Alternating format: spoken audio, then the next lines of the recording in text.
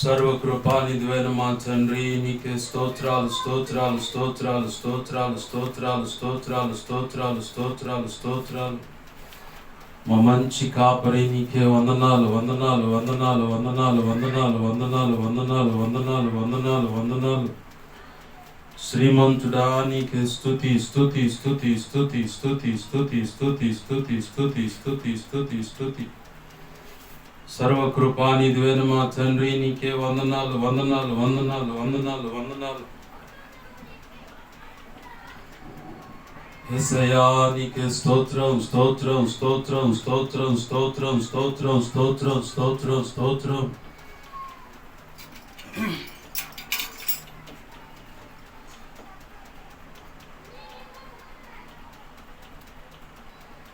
యేసయ్యా నీకే వందనాలు వందనాలు వందనాలు వందనాలు వందనాలు వందనాలు వందనాలు వందనాలు వందనాలు వందనాలు వందనాలు.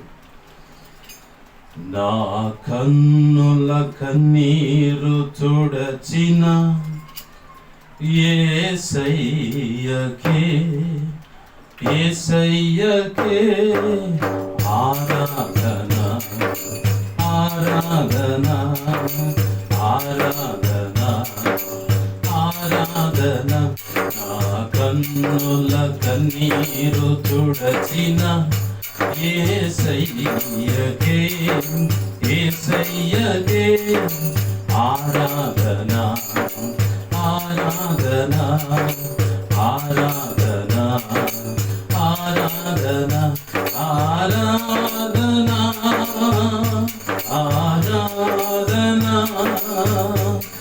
ఆరాధన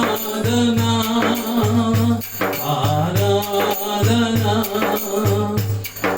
ఆరాధన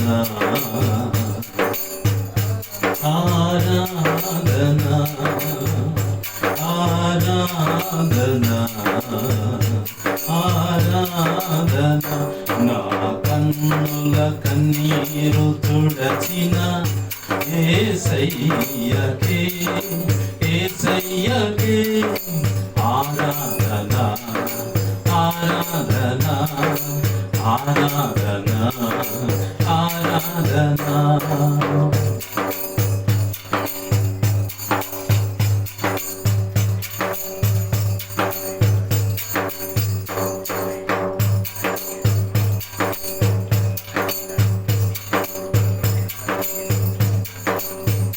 నా హృదయపు వాకిట నిలచిన యేసయ్యకే యేసయ్యకే ఆరాధన ఆరాధన ఆరాధన ఆరాధన. నా హృదయపు వాకిట నిలచిన యేసయ్యకే యేసయ్యకే ఆరాధన ఆరాధన ఆరాధన ఆరాధన ఆరాధన ఆరాధన ఆరాధన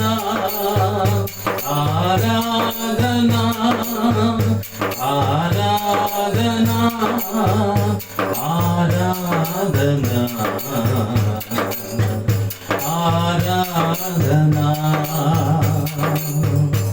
ఆరాధన ఆరాధన. నా కన్నుల కన్నీరు తుడచిన యేసయ్యకే యేసయ్యకే ఆరాధన ఆరాధన ఆరాధన ఆరాధన.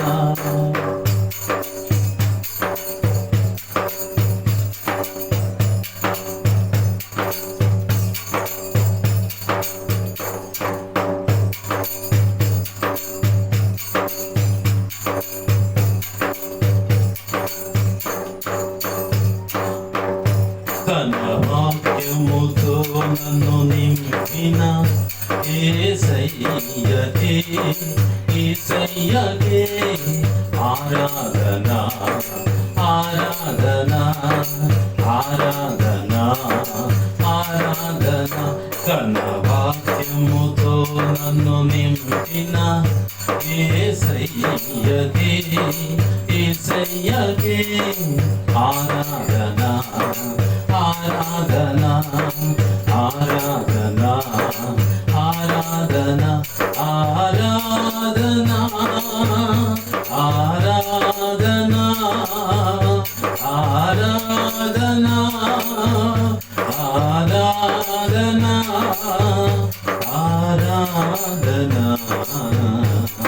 ఆరాధన ఆరాధన ఆరాధన నా కన్నుల కన్నీరు తుడచిన యేసయ్యకే యేసయ్యకే ఆరాధన ఆరాధన ఆరాధన ఆరాధన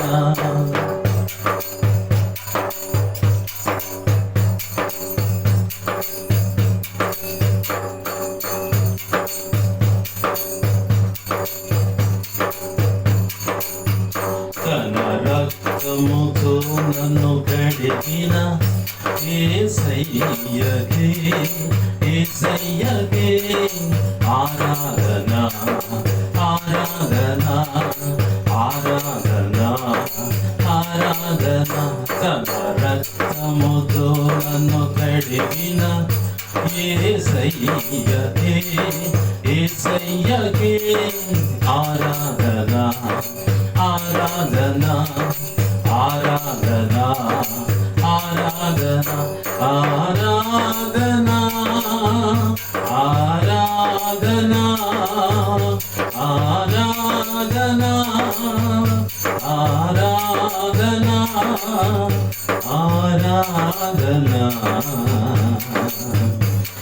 ఆరాధన ఆరాధన ఆరాధన కన్నుల కన్నీరు తుడచిన యేసయ్యకే యేసయ్యకే ఆరాధన ఆరాధన ఆరాధన ఆరాధన నా కన్నుల కన్నీరు తుడచిన యేసయ్యకే యేసయ్యకే ఆరాధన ఆరాధన ఆరాధన ఆరాధన ఆరాధన ఆరాధన ఆరాధన ఆరాధన ఆరాధన ఆరాధన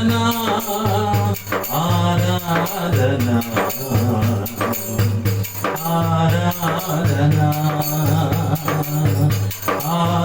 ఆరాధన ఆరాధన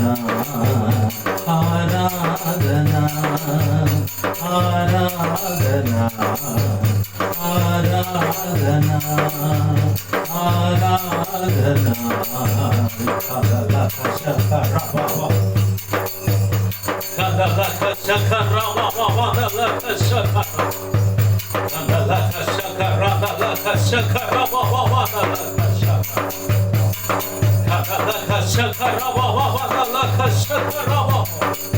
బలమైన అభిషేకం బలమైన పరిశుద్ధాత్మ అగ్ని అగ్ని అనే అభిషేకం బలముగా ప్రతి ఒక్కరిపై వస్తుంది.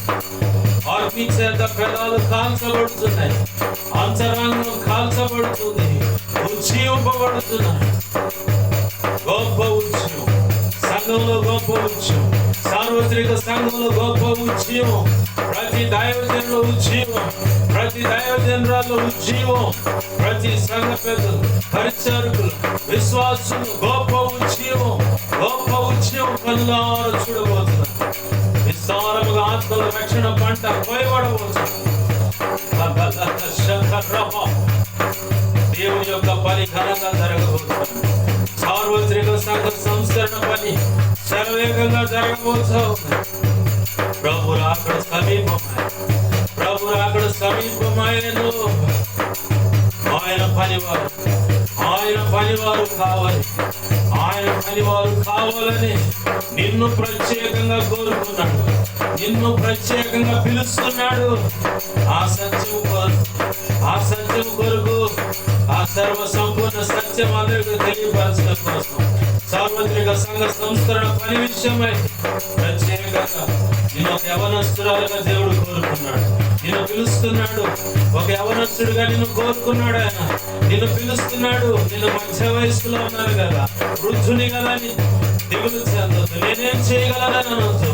నా ప్రభు అంటున్నాడు, ఇదిగో బాలుడు అనవచ్చు, నాకు చేతగా అనవచ్చు, నా స్థితిగతులు ఇవన్నీ అనవచ్చు. నా పక్షంగా నువ్వు నిలబడు, నా పక్షంగా నువ్వు నా పని చేయాలి. ప్రవక్తగా పిలువబడ్డా, అపోస్తుడిగా పిలువబడ్డా, సువార్తికుడిగా పిలువబడ్డా, సంఘ కాపరిగా పిలువబడ్డా, బోధకుడు ఉపదేశకుడిగా పిలువబడ్డా, సంఘ క్షేమాభివృద్ధి కొరకు ప్రవచించడానికి నువ్వు పిలువబడ్డా, బలిపీఠం పట్టుకొని కన్నీరు విడిచి పోషించి ప్రార్థించడానికి నువ్వు పిలువబడ్డా, ప్రార్థన గుంపులు కట్టడానికి నువ్వు నిలబడ్డా, ప్రార్థన ప్రార్థన ప్రార్థన కోసం నువ్వు పిలువబడ్డా నువ్వు.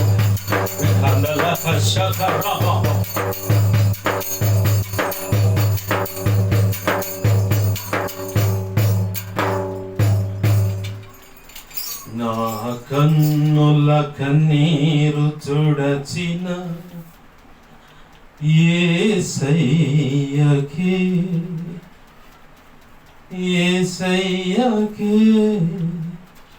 ఆరాధనా ఆరాధనా. రెండు చేతులు పైకెత్తి ఇలా అందాం. లోకములు మారినను మారని ప్రేమ, లోకములు మారినను మారని ప్రేమ, సంద్రములు చల్లార్చలేనిది యేసుని ప్రేమ.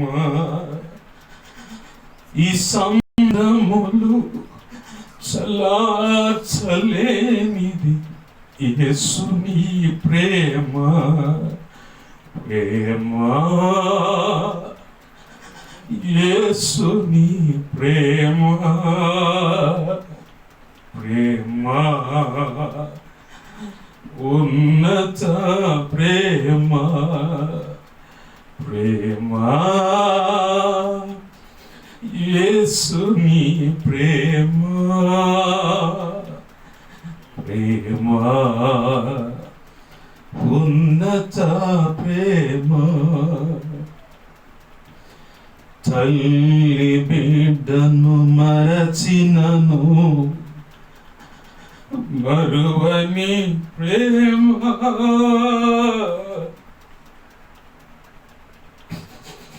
తల్లి బిడ్డను మరచినను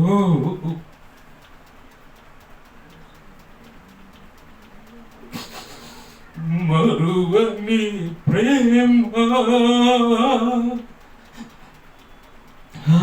ఆది అంతము లేని ప్రేమ.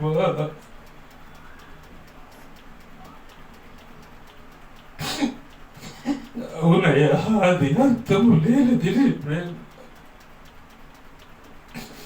ఈ లోకంలో చాలా మంది ఆస్తిని చూస్తూ, అన్నాన్ని చూస్తూ, అవసరానికి ఉపయోగపడతారేమో ప్రేమిస్తారు, ప్రేమించినట్టు నటిస్తారు. ప్రేమను దేవా ప్రాణానికి మించి ప్రేమించినట్టు కనబడతారు, కనిపిస్తారు, కనబడేలా ప్రవర్తిస్తారు. నన్నైతే మిక్కటంగా ప్రేమించావు, నన్నైతే మిక్కటంగా ప్రేమించావు ప్రభువా, నీకు వందనాలు, నీ కృతజ్ఞతాస్తుతులు. నీ ప్రేమను కొలవలేనిది, నీ ప్రేమ మేము వివరించలేనిది. నశించి నాశనానికి జరుగుతున్నా వైపుగా పరిగెడుతున్న నన్ను వెనకాల పడి తిరిగి నన్ను రక్షించుకున్న ప్రేమ అంటే నీకే వందనాలు, కృతజ్ఞతాస్తుతులు, కృతజ్ఞతాస్తుతులు. శత్రువు ఎన్నో రీతులుగా దాడులు చేసి నన్ను భూమి మీద లేకుండా చేయలేదు.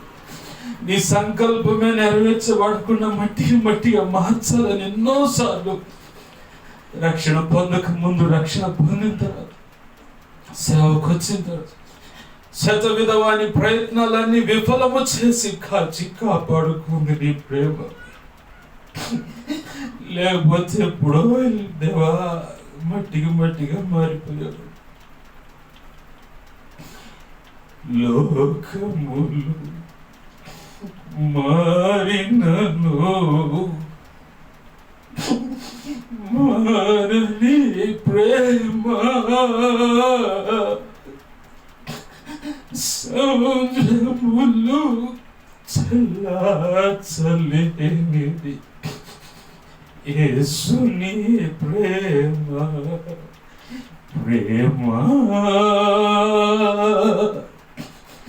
యేసుని ప్రేమ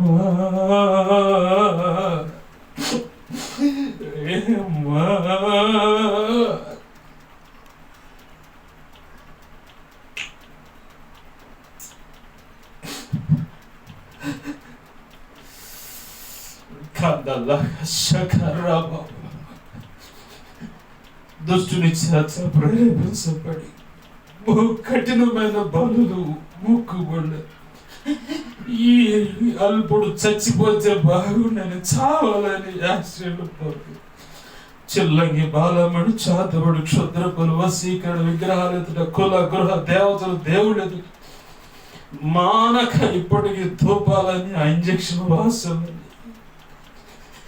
శత్రువు చేత ప్రేరేపించబడి హృదయాలు కఠినపరుచుకున్న వాళ్ళు చేస్తున్న కుయుక్తులు కుట్రలను సైతం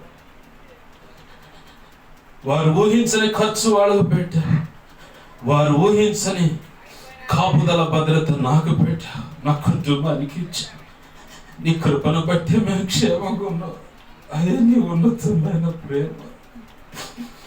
ఏమి ఇవ్వగలం ప్రభా? తల్లి కాపాడలేదు, తండ్రి కాపాడలేడు. నీ కనుసనలు పెంపార చేయటానికి నువ్వు ఏర్పాటు చేసిన దైవజనుడు కూడా కాపాడలేడు. భర్త అయినా, భార్య అయినా, కడుపును పుట్టిన బిడ్డలైనా, బంధువర్గమైన, స్నేహితులైన, ఇరుగు పొరుగు వారిని ఎవరూ కాపాడలేరు. కానీ ఉన్నతమైన విలువలు కలిగిన మీ ప్రేమ ఇంతవరకు కాచి కాపాడింది, ఇక ముందు కాచి కాపాడుతుందని బట్టి నీ కృతజ్ఞతాస్తుతులు. ఆది అంతము లేని ప్రేమ, యేసుని ప్రేమ.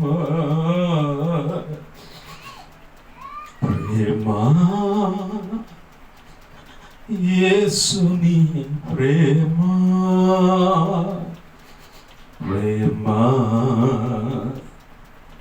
ఉన్నత ప్రేమ. దుష్ట హృదయాలతో సేవలు పాడు చేయాలి, ఎన్నో రకాల ప్రయత్నాలు చేసిన నీ ప్రేమేనయ్యా అన్ని విషయాలు మార్గం సరళపరుచుకుంటూ తెస్తుంది. నీకు వందనాలు, కృతజ్ఞతాస్తుతులు. నీకు మహిమ ఘనత ప్రభావాలు అర్పిస్తాను తండ్రి. నీకు వందనాలు తండ్రి, నీకు కృతజ్ఞతాస్తుతులు. ఈ చిన్నపాటి ఆరాధన నీ పాద సన్నిధికి చేర్చుకోయా. నీ పాద పద్మాలు సమర్పిస్తూ ధారాళమైన నీ ఆత్మ నడిపింపు, లేఖన ప్రత్యక్షత, ఆత్మ ప్రత్యక్షత, బలమైన నీ వాక్శక్తి అల్పుడైన నీ దాసునికి అనుగ్రహించి నీవే లేఖనపు కాంతిలోంచి మా అందరితో మాట్లాడమని కృతజ్ఞతాస్తుతులు చెల్లిస్తూ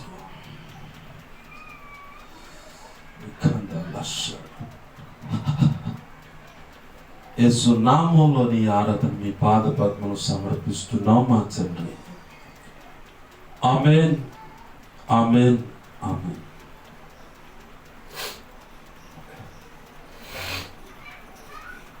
మంచిది. ప్రభునందు సమకూడిన మరి మీరందరికీ మరొక మారు నా హృదయపూర్వకమైన వందనాలు. పరిశుద్ధ గ్రంథం చదువుతామండి.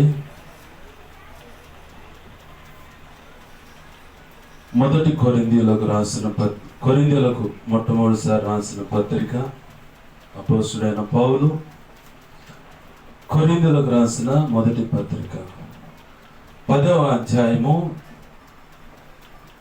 4వ వచనంలో చివరి మాట నేను చదువుతున్నాను. మొత్తం చదువుదాం.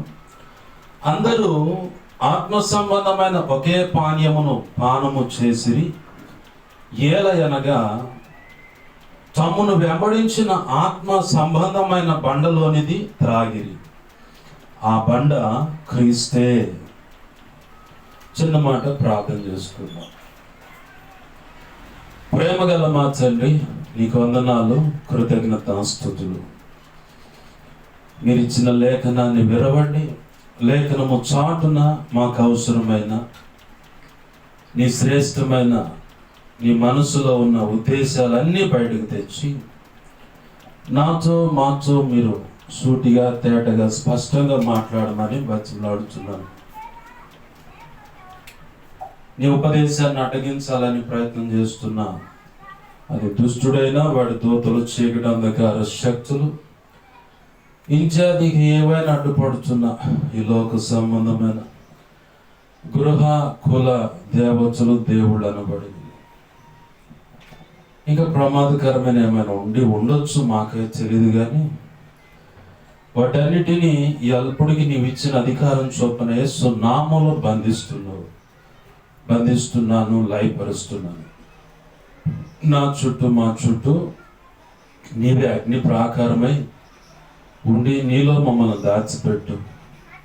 నీ కార్యములు మా జీవితాల్లో జరిగించమని బతిమలాడుతున్నాం. నీ మహిమేగాని ఇక్కడ ఆవరింపచేసి మీరు మా మధ్యలో ఉండి మా అందరితో మీరు మాట్లాడమని బతిమలాడుతున్నాం. ఈ ఆత్మకార్యములు జరిగించండి అయ్యా. నీ చిత్తము నెరవేర్చి నువ్వు మాత్రం మహిమ పొందమని, మేము సంపూర్ణ సిద్ధి పొందడానికి మాకు అవసరమైన ప్రతి సంగతి మాకు తేటగా స్పష్టంగా మీరు మాట్లాడమని బతిమలాడుతున్నాం. ప్రభు, ఈ ఆత్మకార్యములు జరిగించమని బతిమలాడుతున్నాను.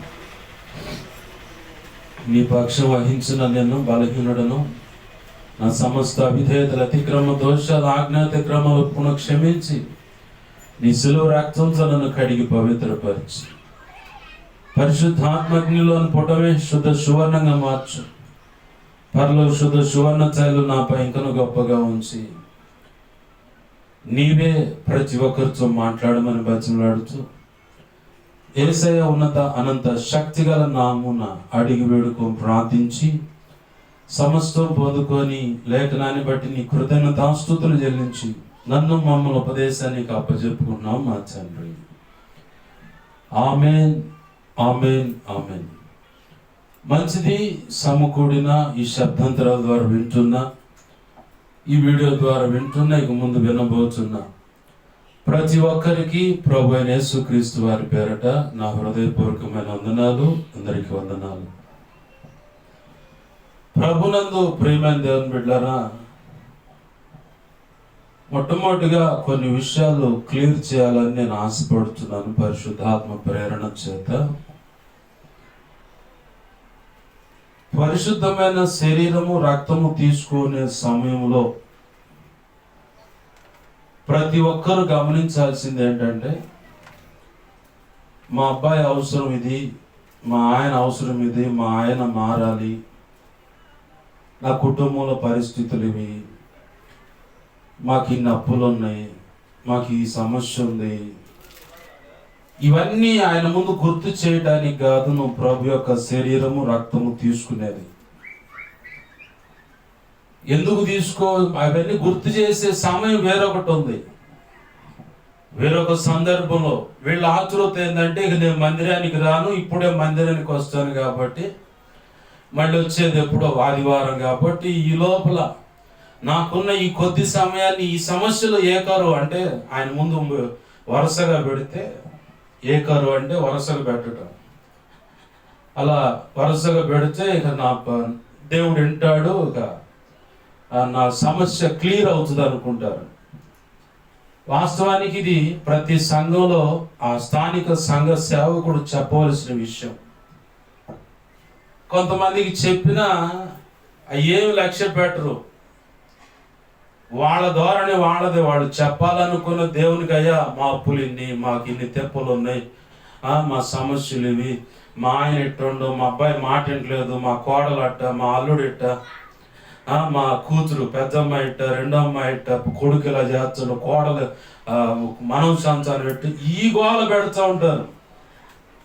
గవర్నమెంట్ వాడికి లోన్ అప్లై చేసి త్వరగా వచ్చేలాగా ఈ అస్సలు ఆ సమయంలో గుర్తు చేసుకోవాల్సింది ఏంటంటే, దేవా ఆదివారం నుంచి ఈ ఆదివారం, లేదా మీ ఊరుకు కొన్ని సంఘాల్లో నెల మొదటి ఆదివారం, రెండో ఆదివారం అని ప్రభు బల సిద్ధం చేస్తూ ఉంటారు. అదేమంటే నేను ఒక ఆయన అడిగితే 30 ఏళ్ళ నుంచి నేను సేవలో ఉన్నా, నిన్నగాక మొన్న వచ్చి నువ్వేంది మాకు చెప్పేది అన్న ఒక ఆయన డైరెక్ట్గా అన్నాడు. అదేమంటే ఆత్మ జీవింప చేయను, అక్షరం చంపును, నెలలో చివరిలో నెలకోసారి బల తీసుకున్నాడు, 3 రోజులు ఉపవాసం ఉండాలి, సరైన సిద్ధపాటు మారు మనసు కలిగి వచ్చి బల్ల చేయాలని. అసలు క్రొత్త నిబంధనలో 3 రోజులు ఉపవాసం ఉండమని ఆడందన్న అనగానే ఆయన చెప్పిన మాట, ఆత్మ జీవింపజేయను, అక్షరం చంపును. వాస్తవానికి ఈ 3 దినాలు ఐగుప్తులో నుంచి ఇంకా బయటకు రాబోతున్నప్పుడు మోషే ద్వారా దేవుడు చెప్పిన మాట ఏంటంటే, మీ భార్యలకు మీ భర్తలకు అంటే సంసార ధర్మానికి దూరంగా ఉండి ఈ 3 రోజులు మిమ్మల్ని మీరు శుద్ధీకరణ చేసుకోండి. దాన్ని ఈ మిడిమిడి జ్ఞానంతో కదిలొచ్చిన ఈ మేధావులు కొంతమంది పెద్దలు కానీ ఇప్పుడున్న వాళ్ళు కానీ నెలలో ఒకసారి బలిచ్చేటప్పుడు 3 రోజులు ఖచ్చితంగా ఉపవాసం ఉండాలి, మిమ్మల్ని మీరు సమాధానం పరుచుకొని యోగ్యంగా సరైన మారు మనసు ఉంటేనే వచ్చి బల్ల చేయాలనే సిద్ధాంతాన్ని ప్రతిపాదించి 99% ప్రపంచవ్యాప్తంగా అన్ని సంఘాలు ఇదే క్రమం జరుగుతుంది. మళ్ళీ అదే మాట రెండో చోట యోర్దాను దాటిన తర్వాత యెహోషువ ద్వారా కూడా చెప్పబడుతుంది. దేవుడు చెప్పిన మాట, 3 రోజులు మీరు మీ భార్య భర్తలు సంసార ధర్మానికి ఎడంగా ఉండి, అంటే శరీర ధర్మానికి ఎడంగా ఉండి మిమ్మల్ని మీరు శుద్ధీకరణ చేసుకొని బలులు అర్పించడానికి ముందుకు రండి అని చెప్పని యెహోషువ ద్వారా దేవుడు చెప్తాడు. ఈ 2 పట్టకొచ్చి ఇక ఆడ పెట్టారు. ఏడ ప్రభు బల్ల నెలకోసారి ఇచ్చేటప్పుడు 3 రోజులు ఉపవాసం ఉండాలా, సరైన మారు మనసు ఉండాలా, సిద్ధపడి ఉండాలా, అప్పుడే బల్ల చేయాలా. అసలు నీకు ఇచ్చేటప్పుడు నీకు ఏడది సిద్ధపాటు నీకుందా సేవకుడిగా? ఈ భూమి మీద క్రీస్తు సంఘంలో ఉన్న ప్రతి విశ్వాసి, పరిచారకులు, సంఘ పెద్దలు, సేవకులతో సహా అందరూ బలహీనులే. ఏదో ఒక పొరపాటు లోపల దాగి ఉన్నది, లేదని లేదు. అయితే సరైన సిద్ధపాటు మారు మనసు అనే అభిప్రాయాన్ని పక్కన పెట్టాల, ఖచ్చితంగా ప్రభు బల్ల చేయాల. బలహీనతలు ఉన్నా, లోటుపాట్లు ఉన్నా నా ప్రభు ఖచ్చితంగా సహాయం చేస్తాడు, వాటి నుంచి విడిపిస్తాడు.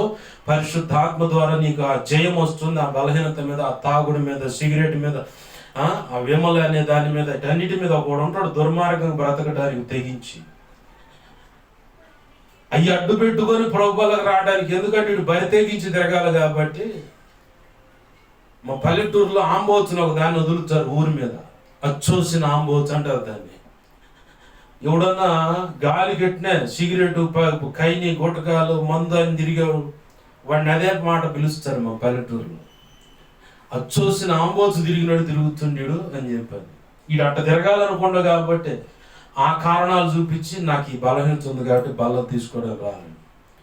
పెడచనే ఎప్పుడో మంచి క్యాన్సర్ ఏదో ఒకటి రోగాన్ని అనుమతించి పెట్టాల్సిన కాడ లైన్లో పెట్టి తీసుకోవచ్చు అనమాట. అప్పుడు దాకా వాడి తపన అంతే ఉంటుంది.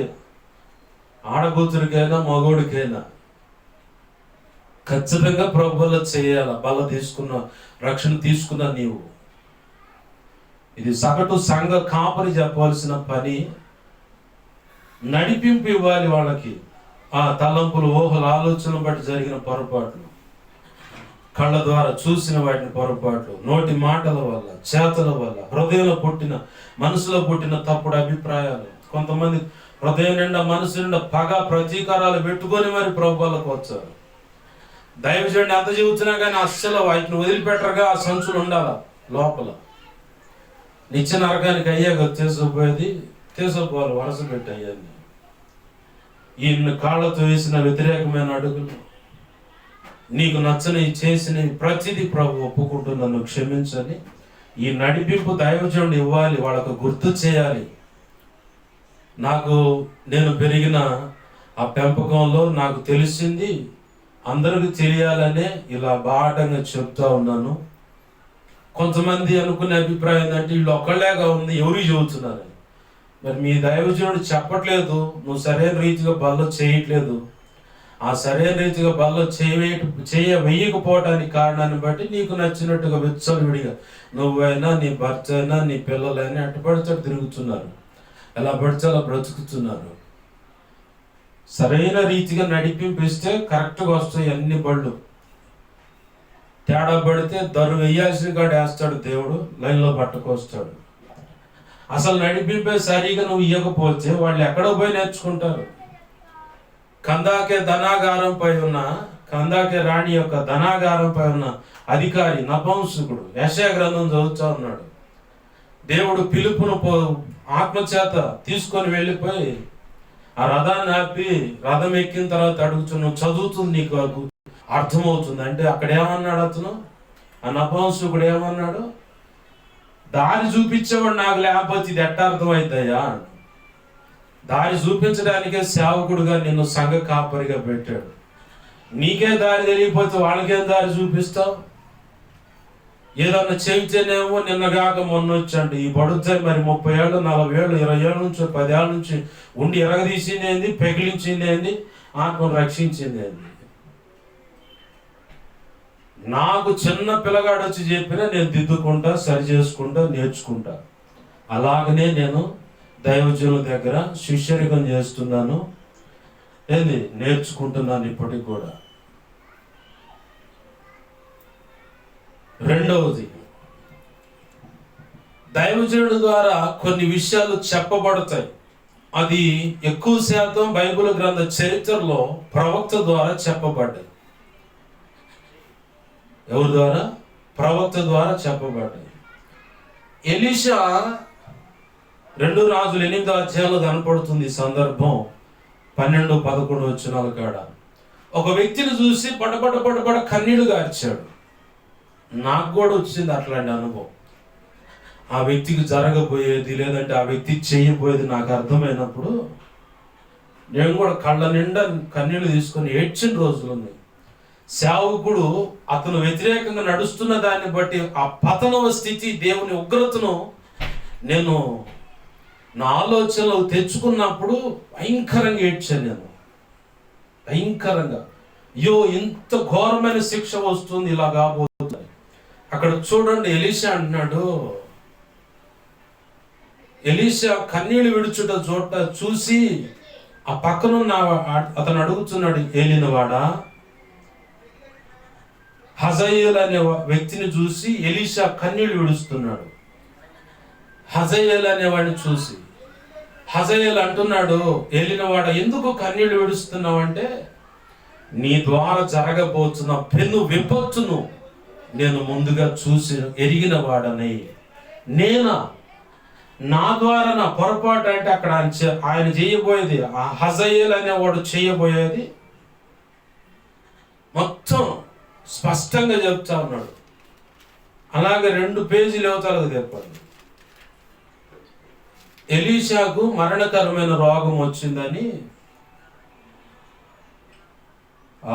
ఇజ్రాయేల్ రాజు ఆయన్ని పరామర్శిద్దామని వస్తాడు. 13వ అధ్యాయం, 2 రాజులు 13వ అధ్యాయం 14 నుంచి 21 వచ్చిన దాకా ఈ మ్యాటర్ ఉంటుంది. అక్కడ కూడా యెహోవా యాషు అనే ఇజ్రాయేల్ రాజు రాగానే సర్వసాధారణంగా ప్రవక్త దగ్గరకు వచ్చేది. ఎందుకంటే దేవుడు నా పట్ల ఆయన సంకల్పం ఏంటి? నేను ఎక్కడైనా తేడాగా ఉంటే సరి చేస్తాడని, ఆ సంగతులు సరి చేసుకునే సంగతులు చెప్తాడని, లేదంటే ఫ్యూచర్లో ఏం జరగబోతుందో ప్రభు దేవుడు ఎలా ఆయన ఉద్దేశాలను అవి నెరవేర్చడానికి ఇజ్రాయేలీలందరికీ ప్రవక్తలను ఇచ్చాడు దేవుడు. మొట్టమొదటిగా ప్రారంభంలో మోషే, యెహోషువ నాయకులు, తర్వాత న్యాయాధిపతులు కాడ రక్షకులు అంటారు వాళ్ళు, న్యాయాధిపతులని. ఆ తర్వాత సమూయేలు కాడ నుంచి ప్రవక్తగా, యాజకుడు, న్యాయాధిపతిగా. సమూయేలుకు 4 పదవులు ఉన్నాయి: యాజకుడు, ప్రవక్త, దీర్ఘదర్శి, అలాగే న్యాయాన్ని విచారణ చేసేవాడు. ఏది 4 పదవులు ఉన్నాయి సమూయేలుకి. ఈరోజు దైవజనులకు పలానా కృపావరాలు ఇచ్చారంటే ఏం చూసి ఇచ్చిండయా ఆయనకి అంటారు ముందు. నీకు జాత కాకపోతే మరి పక్కనోడిని ఎర్రోడిని కూడా నిలబెట్టి బలవంతునిగా చేసి ఆయన అనుకున్న పని జరిగిస్తూ ఉంటాడు. దాన్ని బట్టి నువ్వు సిగ్గుపడాలి దైవజనుడిగా. సబ్జెక్ట్లోకి వద్దాం. ఇక్కడ దైవజనుడు ఎలీషా ఆ కిటికీ తలుపు తీయమంటాడు. కొన్ని బాణాలు ఈ దిశగా వేయమని, కొన్ని బాణాలను నేల కొట్టమంటాడు. కొట్టమనంగా ఆయన 3 సార్లు కొట్టి ఆగిపోతాడు. అక్కడ ఎలీషా బాధపడతాడు. ఆ రాజుకు జరగబోయే సందర్భాన్ని, ఫ్యూచర్ ఏముందో చెప్తాడు. అక్షరాలు అదే నెరవేర్చబడుతుంది. ఈరోజు ఒకవేళ ఎవరైనా మాకెందుకు మా గురించి ఇలా చెప్పటం, మాకెందుకు చెప్పటం, మరి నువ్వు సరి చేసుకొని జాగ్రత్త పడతావని దేవుడు చెప్పిస్తూ ఉంటాడు. ఆ ప్రార్థన ఆయన చేసుకోవచ్చు. కంటే ఆయన చేసే జాతుడు సచ్చేది ఎవరు? నేనా నువ్వా? సమస్యలు ఇరుక్కునేది ఎవరు? నేనా నువ్వా? రోగాన పడ్డవాడు ఎవడు? డాక్టర్ మాత్రలు వేసుకుంటే రోగం నీకు నయమైద్దా? రోగం వచ్చింది నీకు, వైద్య అవసరతలు నీకు, ఆ మందు గుళ్ళు పడాల్సింది నీకు, ఆ ఇంజక్షన్లు సెలైన్ పడాల్సింది నీకు. డాక్టర్ ఎక్కించుకుంటే నీకు దక్కదు. నువ్వు మర్యాదగా మనసు నిలిపి దేవుని పాదాలు పట్టుకొని ఉపవసించి, అయా పెను ఉపద్రవం నుంచి నన్ను తప్పించు, లేదా దైవజనుడి ద్వారా చెప్పబడిన ఈ ఆశీర్వాదం మా జీవితాల్లో, మా కుటుంబాల్లో నెరవేర్చని ప్రార్థన చేసుకోవాలి. ఆ విశాల హృదయం మనకెక్కడది? ఎవడైనా కష్టపడి వండి ఆడ పెడిచి శుభ్రంగా తిని మెక్కిపోయి బేవో అని చెప్పని, థమ్సప్ పడితే అని చెప్పని వెళ్ళిపోతూ ఉంటారు. ప్రభునందు ప్రేమ దేవుని బిడ్డలు బాగా గమనించండి. ఈ 2 విషయాలు బాగా గుర్తుపెట్టుకోవాలి. ఒకటి, ప్రభు వల్ల సమీపించేటప్పుడు నీవు చేయాల్సింది. రెండవది, ప్రవక్త ద్వారా దేవుడు చెప్పబడిన. పౌలుతో కూడా అగబు అనే ప్రవక్త ఒక ఆయన వచ్చి అపోస్తుల కార్యంలో కనపడుతుంది ఈ సందర్భం. ఇదిగో ఈ నడికట్టు కలిగిన వ్యక్తి ఎవరో, ఆ వ్యక్తికి ఫలానా ప్రాంతానికి యెరూషలేముకు వెళుతున్నాడు కాబట్టి యెరూషలేములో గొప్ప పెను ఉపద్రవం, అతన్ని చెరసాల్లో పెట్టి హింసింపబోతున్నారు, జాగ్రత్త, ఆ వ్యక్తి ఎవరో, వెళ్ళొద్దు అంటాడు. అగబు అనే ప్రవక్త ఒక అతను కనపడుతాడు మనకి. అపోస్తుల కార్యం 21వ అధ్యాయంలో 11వ వచనం. అతడు మా యుద్ధకు వచ్చి పౌలు నడికట్టు తీసుకొని తన చేతులు కాళ్ళు కట్టుకొని యెరూషలేములోని యూదులు ఈ నడికట్టు గల మనుషుని ఈలాగు బంధించి అన్ని జనుల చేతికి అప్పగించురని పరిశుద్ధాత్మ చెప్పుచున్నాడని. పైన చూడండి, ఎవరు వచ్చారు అక్కడికి? కనపడ్డాడు అక్కడ.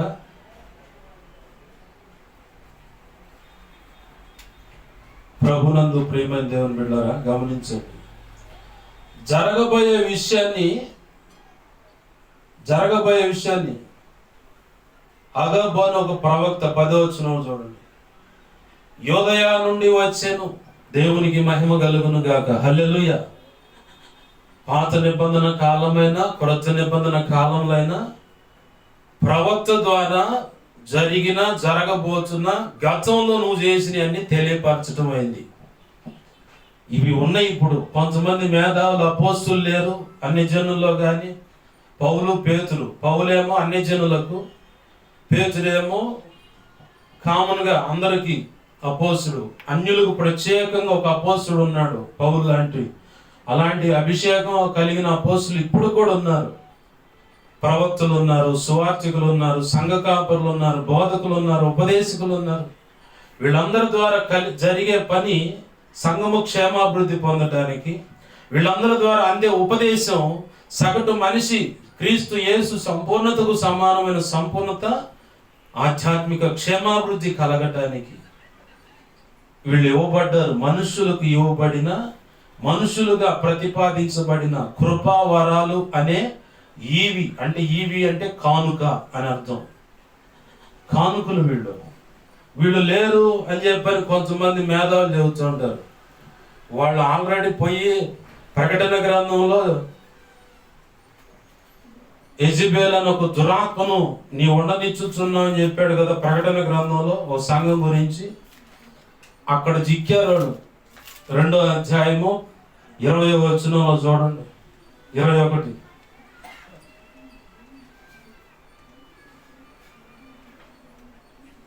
20వ వచనంలో ఏముంది అక్కడ?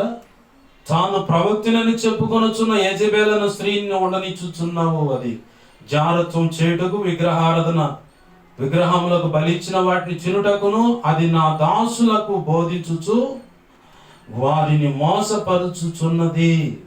ఈడ దిక్కారు పోయి చాలా మంది మేధావులు. భయంకరమైన ఉగ్రత అది. యెజబెల్ అను ప్రవక్తి అక్కడ లేదు, కానీ అది ప్రేరేపించే ఒక ఆత్మ, అపవాది సంబంధిత దూత. రాజుల గ్రంథంలో గమనిస్తే 17, 18, 19 అధ్యాయాల్లో ఏలుబడి కనపడుతుంది. యెహోవా దేవుడు కాదు, ఇదిగో వచ్చ 2 పోత విగ్రహాలు తెచ్చుకుంది మహాచలి. ఆస్తారోచను ఏమున్నాయి అక్కడ దేవదూతల పేర్లు చూద్దాం రండి. 1 రాజుల గ్రంథము 18వ అధ్యాయము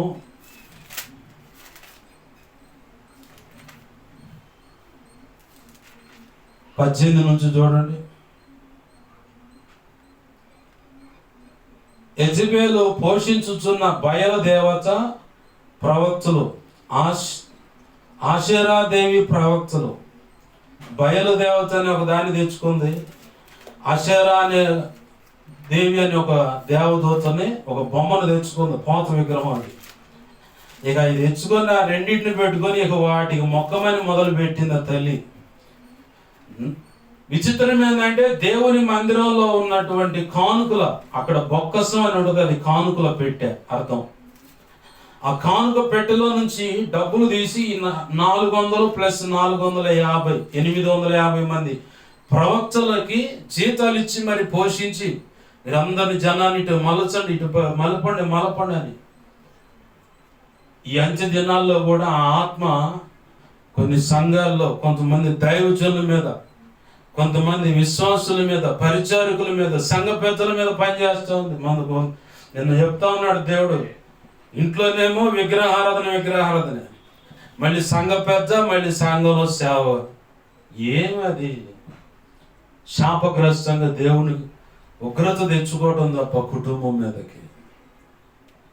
అంత ఘోరమైన పాపంలో ఉన్న ప్రభువాన్ని క్షమించండి నా ప్రభు ఖచ్చితంగా ఆయన రక్తాన్ని పై ప్రోక్షించి, శుద్ధ జలాన్ని కుమ్మరించి, సమస్త కీడ పవిత్రతను కొట్టివేసి, ఆయనకి ఇష్టమైన బిడ్డగా, ఆయనకి ఇష్టమైన కుమారుడుగా, ఆయనకి ఇష్టమైన కుటుంబంగా ఆయన చేర్చుకోగలడు. ఆయన నువ్వు మల్లుకుంటే.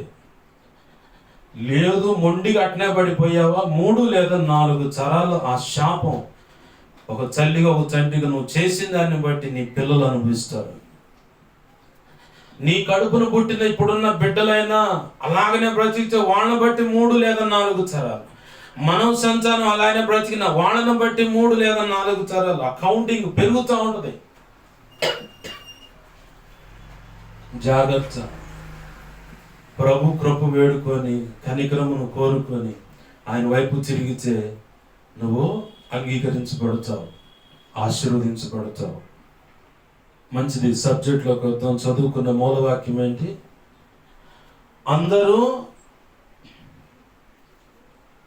ఆత్మ సంబంధమైన ఒకే పానీయమును పానము చేసిరి, ఏలయనగా తమను వెంబడించిన ఆత్మ సంబంధమైన బండలోనిది త్రాగిరి. ఆ బండ క్రీస్తే. దేవుడు తన కృపను బట్టి మనందరితో స్పష్టంగా, సూటిగా, తేటగా మాట్లాడును గాక. ఆమేన్. ప్రభునందు ప్రియమైన దేవుని బిడ్డలారా, గమనించండి.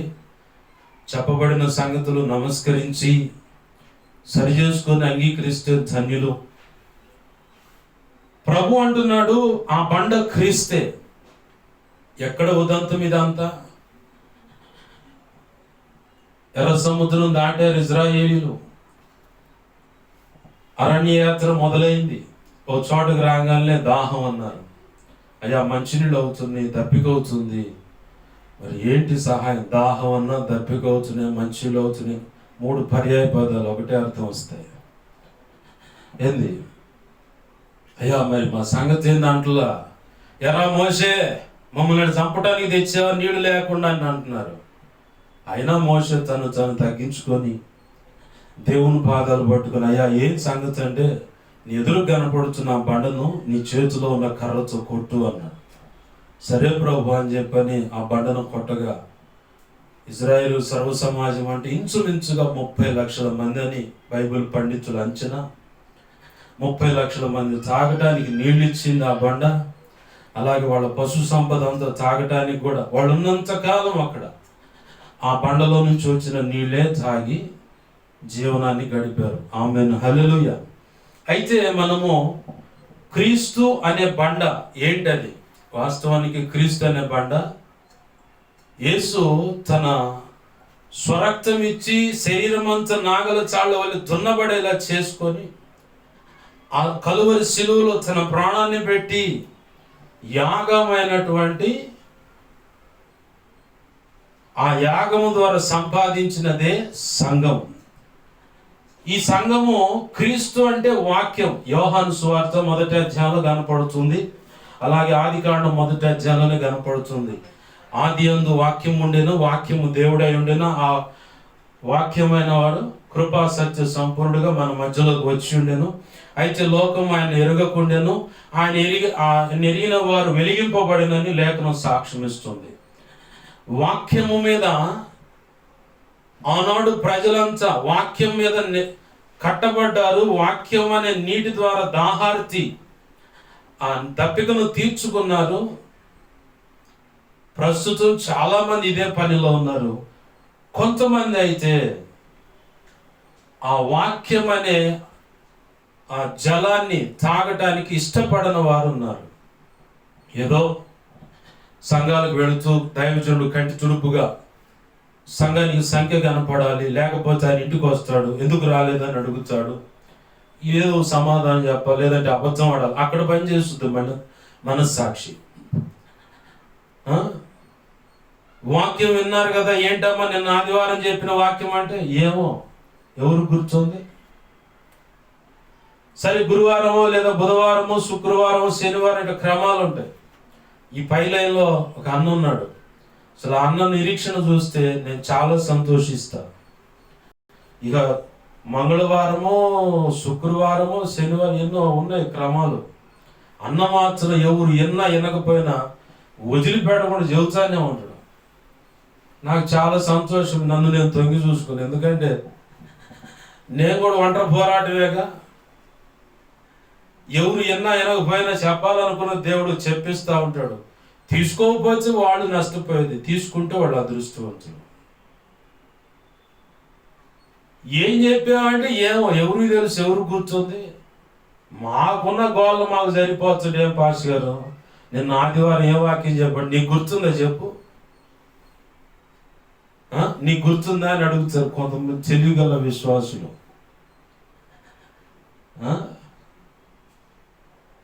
ప్రభునందు ప్రేమ దేవుని బిడ్డలారా, గమనించండి. వాక్యం విషయంలో ఆసక్తి కనుక నీకు లేకపోతే సైతాన్ గాడే వచ్చి కూర్చునేది నీ కాడ. నువ్వు క్రీస్తు అనే బండ మీద ఒక రాయిగా పేర్చబడ్డావు. ఆ రాయిని ఎలాగైనా కదిలించాలన్నదే సైతాన్ గాడి ఉద్దేశం. అవి గలిబిలి కలిగిన బోధల పద్ధతులు సిద్ధాంతాల విషయాలు నీ ముందుకు తెచ్చి కొంతమంది మిక్కటమైన వాక్య ఆసక్తి కలిగిన వాళ్ళ విషయంలో వాడు అట్ట కదిలిస్తాడు కొంతమందిని.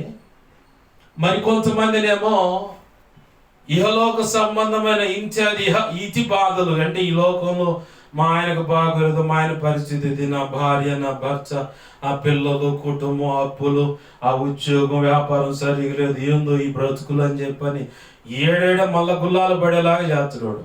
ఆలోచనలోని నింపి ఆదివారం అందిన శ్రేష్టమైన ఆ వాక్కులు నీ హృదయంలో పదిలంగా ఉండనీయకుండా ఉంటే నువ్వు బాగుపడతావుగా. ఉంటే ప్రభు అనుకున్న పోలికలోకి వస్తావు కదా, ప్రభు ఆశించిన ఆశీర్వాదంలోకి వస్తావు కదా. అవి ఉండకుండా చేయాలంటే ఎవరినో ఒకరు పొలపోటు మాటలు పొడిచేలాగా చేస్తాడు, అనుమానాలు సృష్టిస్తాడు. భర్త మీద అనుమానం, భార్య మీద అనుమానం, కొంతమంది కడుపును పుట్టిన బిడ్డల మీద అనుమానం. సరే, భర్త మీద అనుమానం, నువ్వు మరి నీ మీద నీ భర్త అనుమానం పడితే మరి నీ పరిస్థితి ఏంది? అప్పుడు ఉంటుంది ఏ రాగం, నన్ను అంతగా అట్లా అనుమానిస్తావా, నన్ను అనుమానిస్తావా అని చెప్పి నువ్వు ఇల్లు మొత్తం మీకు పందిరేయటం కదా, రోడ్డు మీద పడేస్తుంది.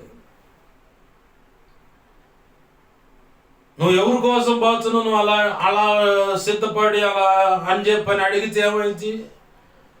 నువ్వు ఎప్పుడు చూసావు నన్ను, ఎప్పుడు ఎవరు చూ ఇదే మాట వాడు అడగడు, భర్త ఆ మొగుడు అడగడు. ఇదే మాట ఆ కూతురు కొడుకు అడగరు. తల్లిగా తండ్రిగా నువ్వు ఒకవేళ అనుమానం పడితే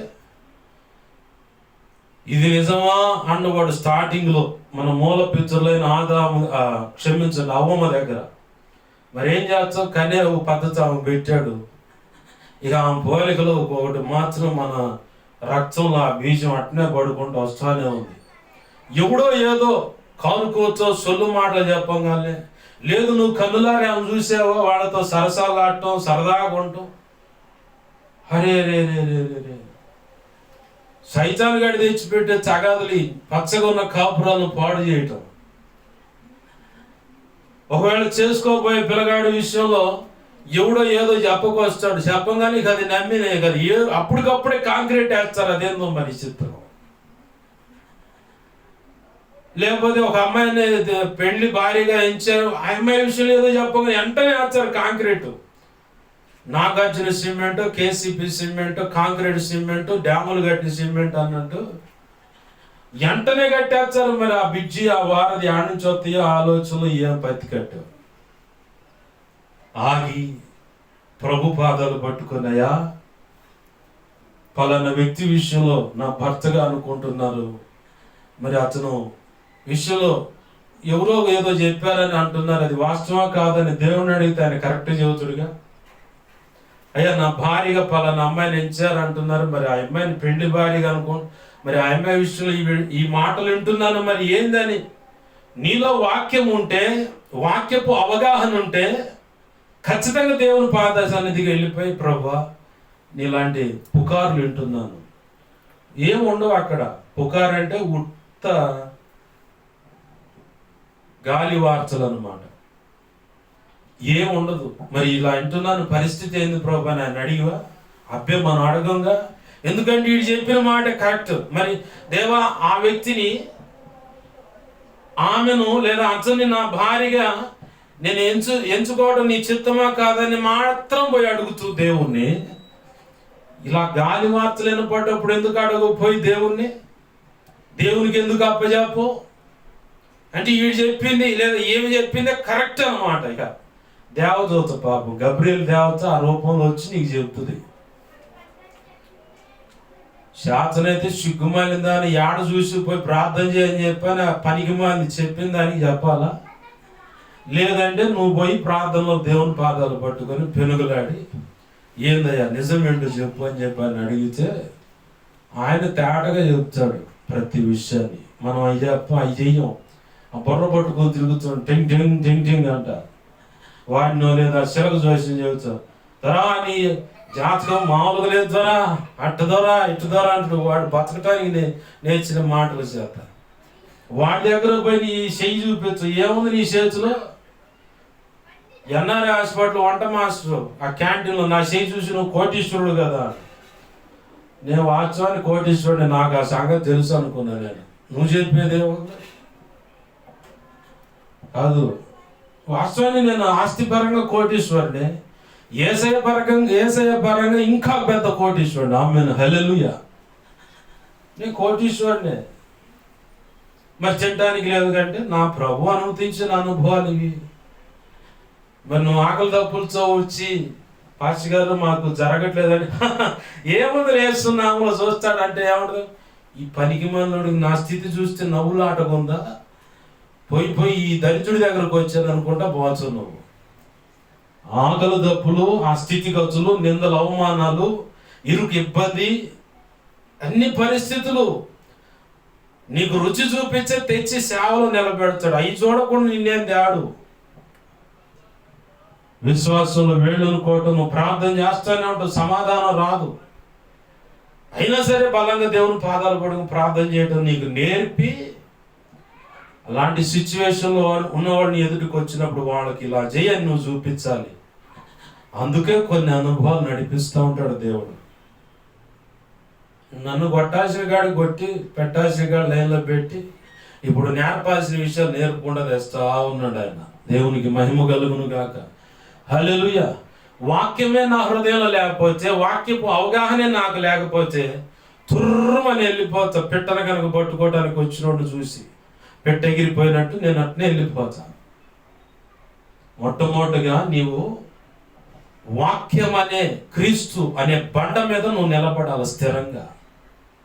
అనుదినం పరిశుద్ధాత్మ చేత నింపబడుతూ ప్రార్థన జీవితం కలిగి, ఎవరిని నమ్మినా నమ్మకపోయినా మొండిగా యేసు ప్రభువుని నమ్మి ఆయన చెబుతున్న దాని మీద దృష్టి నిలిపి నీవు అడుగులు వేయటం ప్రారంభిస్తే, నిర్ణయాలు తీసుకోవటం ప్రారంభిస్తే, పని చేయటం ప్రారంభిస్తే, పని అంటే కొంతమంది ఈహలోక సంబంధమైన జీవన పని బాగా దృష్టి పెడతారు.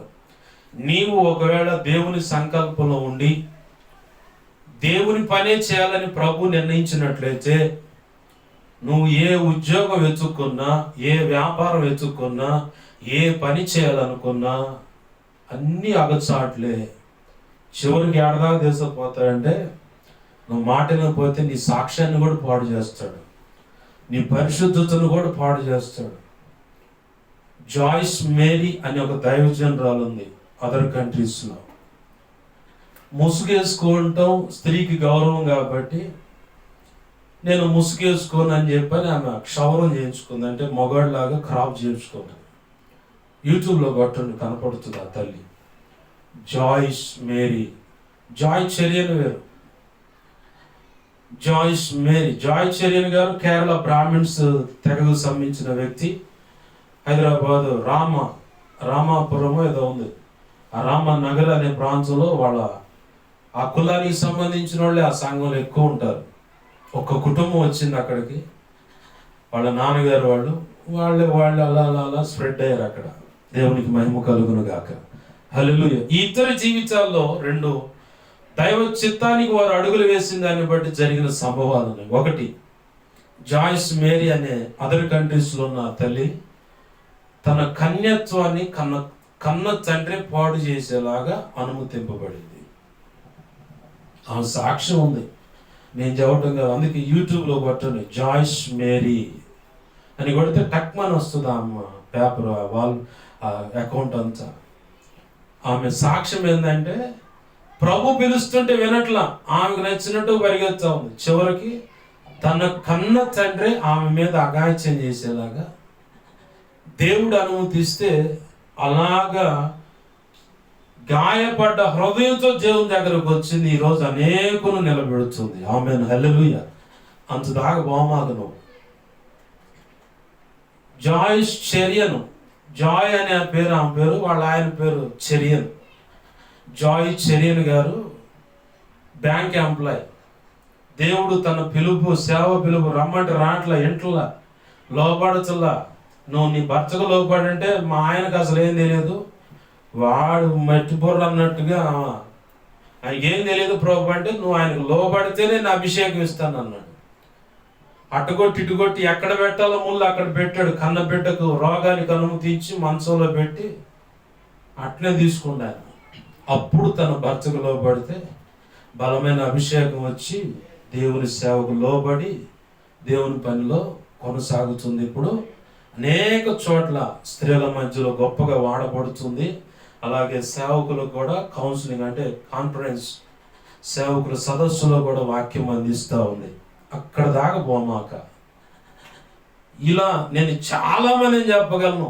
తండ్రి సన్నిధిలో చిలకలూరిపేట శాలివరాజు గారు పక్కనే ఉంటాడు అన్నయ్య కళ్యాణాన్ని.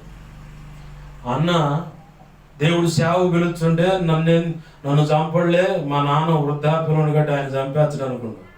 ఎవరు జోలిపోవాల, కన్న కొడుకు జోలిపోయాడు. ఆయన కడుపును పుట్టిన కొడుకు 7 సంవత్సరాలు ఏముంటాయి. అయిపోయింది. తిరుగుతూ ఆడుకుంటా పోయి సడన్గా పడ్డాయి. అంతే పరిగెత్తుకుంటా హాస్పిటల్కి పోతే ఆల్రెడీ పోయింది ప్రాణం. అప్పుడు అన్న చెప్పాడు సాక్ష్యం, మా నాన్న వృద్ధాప్యంలో అనారోగ్య కారణాన్ని బట్టి ఉన్నాడు గట్టి ఆయన చంపుతాడేమో దేవుడు అనుకున్నా, కానీ ఆయన జోలిపోలేదు, నా కొడుకుని చంపాడని. ఇప్పుడు ఆయన ఆ మధ్యకాలంలో గురవాయపాలెం వస్తున్నాడంటే పరిగెత్తి, ఆ రోజు రాలా. ఆ తర్వాత గురుజీ వాళ్ళు వస్తున్నాడంటే పరిగెత్తి, ఎందుకంటే ఆయన సాక్ష్యం చాలా గొప్పది. ఆ శాలేమన్న పక్కన ఉంటే మేము చూసాం, కానీ దేవుని పక్షంగా నిలబడి వాక్యం అందించడం నేనులా. అన్న ఉపదేశం విందాము, ఆయన ద్వారా వచ్చే వాక్కు ఎలా ఉంటుందో చూద్దాం, విందాం అని సాక్ష్యం విందాం అని చెప్పని పరిగెత్తుకుంటూ పోయా. విన్నాను, అన్నను కలిశాను. ప్రార్థన ఆ కోటంలో నిలబడి అన్నోళ్ళతో పాటు కలిసి భోజనం చేసి కళ్యాణాన్ని కూడా అన్నాడు, అన్న మిమ్మల్ని చూస్తాను లేదా అనుకున్నాను, ఈ రీతిగా నిన్ను చూడటానికి దేవుడు అవకాశం ఇచ్చాడు అన్న. కళ్యాణాన్ని సాక్ష్యం ఇస్తే నేను మీ సాక్ష్యం కోసం అలాగే మీ నోట నుంచి వచ్చే ఉపదేశం వినాలనే పరిగెత్తుకుంటూ వచ్చానన్నా నీ కాడికి. ఇప్పుడు ఇది సంగతి. అవునా అన్నాడు. ఏంది అలా చాలామంది. మొన్న మధ్య రీసెంట్గా ఒక పిల్లగాడు సేవకుడు కొడుకే, దేవుడు చెప్పిన మాటకు లోబడకపోతే, దేవుడు చెప్పినట్టుగా సేవ చేయకపోతే ఇంతే తీసుకుంటే అంతే.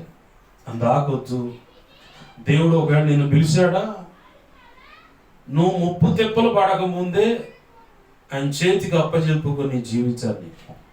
మొండిగా నాకు అప్పులోనే నా పరిస్థితి ఇదని ఆయనకి తెలియదు ఆ సంగతి. ఇప్పుడు నేను ఉన్నా 2015లో బాప్తీసం, 2017 రాగానే ఆగువాడు. ఏంది ప్రభు, ఆ బండి పక్కన పెట్టి నా సేవ చేయాలి, ప్రార్థన వాక్యం ఏకాంత ప్రార్థనలో ఉండు అన్న. మరి పోషణ అన్న. ఇస్సాకుని కరువులో నేను అన్ని విషయాలు సహాయం చేయలేదా? ఆదికాండం 26 గుర్తు చేసాడు పదే. అవి గుర్తు చేయగలను. సరే ప్రభు నమ్మాను. అలాగనే నా ప్రభు ఆశ్చర్యకరంగా ఇప్పటికీ ఏ డోకా లేకుండా ఏదన్నా లేమిడి ఇరుకు ఇబ్బంది కలిగిందంటే అక్కడ ఒక అనుభవ పాఠం నేర్చుకుంటా నా ప్రభు ఏది తక్కువ కాకుండా తీసుకొస్తా ఉన్నాడు. ఆమెన్, హల్లెలూయా. మరి ఇప్పుడు ఆటో కొనాలనుకుంటున్నావు కదా అంటే, వాస్తవానికి ఆటో దేవుని సేవ పరిచర్యకి ఒకటి. రెండోది, నా వివాహ గడియలు సమీపంగా ఉన్నట్టున్నాయి. నీ తల్లి నువ్వైతే బాగానే ఉంది, నీకు పిల్లనివ్వాలంటే వాళ్ళు అడుగుతారు ఏం పెట్టి పోషిస్తాడు అని. ఆమె యొక్క పోషణ నిమిత్తం కూడా, నీ కుటుంబ పోషణ కోసం కూడా ఆటో కావాలి. ఇంకా చాలా కారణాలు ఉన్నాయిలే. అందుకు ఆటో అనుమతించి తీసుకో, సేవలో వాడాలి. అలాగనే మరి దాని మీద అప్పు తీరాలంటే నేను బండి తోలాలి. మరి బండి తోలాలంటే మరి నాకు రోజు సగటు మీద కావాల్సిన అవసరతలు ఉంటాయిగా. ఇవన్నీ భవిష్యత్తు జరిగిన దేవుడు అన్నీ బాగా తెలుసు ఆయనకి. ఏదైనా అనుమతించాడంటే ఎందుకని నేను ముందు అడుగుతా, సమాధానం చెబుతాడు నా ప్రభు. ఈ కారణాన్ని బట్టే 10 సంవత్సరాలు లేదా 9 సంవత్సరాలు ఆయన ఎదుట ఏంది ఆయన వైపు చూస్తూ ప్రార్థనా పూర్వకంగా గడిపితే ఆయనే ఆశ్చర్యకరంగా నన్ను పోషించుకుంటూ వచ్చాడు. ఇప్పటికీ పోషిస్తానే ఉన్నాడు. ఆటో వస్తే ఇంకా దాని విషయంలో జీవనం చూపిస్తా, అటు సేవలోకి ఇటు జీవిత భాగస్వామి వస్తే కుటుంబం అంతా పోషణకి. నా ప్రభు చెప్పిన మాట మీ ఎదురు చెప్తున్నా నేను సాక్ష్యంగా. దేవునికి మహిమ కలుగును గాక. హల్లెలూయా. ప్రభునందు ప్రియమైన దేవుని బిడ్డలారా, వాక్యము నీలో ఉంటే ప్రభు నీకేం చెబుతున్నాడో బాగా గ్రహింపుకొస్తావు. వాక్యం నీలో ఉంటే చెప్పబడుతున్న వాక్యం లేఖనపు కాంతిలో కరెక్ట్గా ఉందా లేదని చూసుకుంటావు. వాక్యము నీలో ఉంటే, ఆ క్రీస్తు అనే బండ మీద నువ్వు ఉంటే, ఆ వాక్యములో నువ్వు పునాది వేసుకొని వేళ్ళునుకొని ఉన్నట్లయితే నీవు విశ్వాసంలో ఎదుగుతావు, నిరీక్షణలో ఎదుగుతావు, ఓర్పు కలిగి ఉంటావు, దేవుని పాదాలు పట్టుకుంటావు, ప్రార్థన జీవితం కలిగి ఉంటావు, విజ్ఞాపన జీవితం కలిగి ఉంటావు, పరిశుద్ధాత్మ చేత అనుదినం నింపబడటానికి అపేక్షిస్తావు. అపేక్షణ అంటే కోరిక, కోరుకుంటా ఉంటావు. నా అంతరంగ పురుషుడు బలము నొంది ఉండాలి, బలముగా నీ పోలికగా ఉండాలని కోరుకుంటా ఏకాంత ప్రార్థనలో జాగరణ ఉపవాస ప్రార్థనలు గడిపిన దాన్ని బట్టి నీ అంతరంగ పురుషుడు ఆత్మ బలము చేత బలపడుతూ ఉంటాడు. వాక్యపు అవగాహన లేకపోతే మూర్ఖంగా మొండిగా దేవుని వ్యతిరేకంగా అడుగులు వేస్తే ఉద్యోగం, వ్యాపారం, అది ఇదని ప్రయత్ని పడాల్సిన తన్నులన్నీ పడి అవ్వాల్సిన నష్టం అంతా అయ్యి ఆర్థికంగా నష్టమవుతావు, ఆరోగ్యపరంగా నష్టమవుతావు, ఆస్తిపరంగా నష్టమవుతావు, స్థిరాస్తులు చరాస్తులు నష్టపోతావు. అలాగే వ్యక్తులను కూడా కోల్పోయే అవకాశం ఉంటుంది. ప్రభుత్వం మరి అంతే ఉంటుంది. మరి ఎవరు నాకు 2 పోతే కానీ వచ్చాడు. నెల 13 రోజులు 2026 జనవరి 16వ తారీఖు మా నాయన,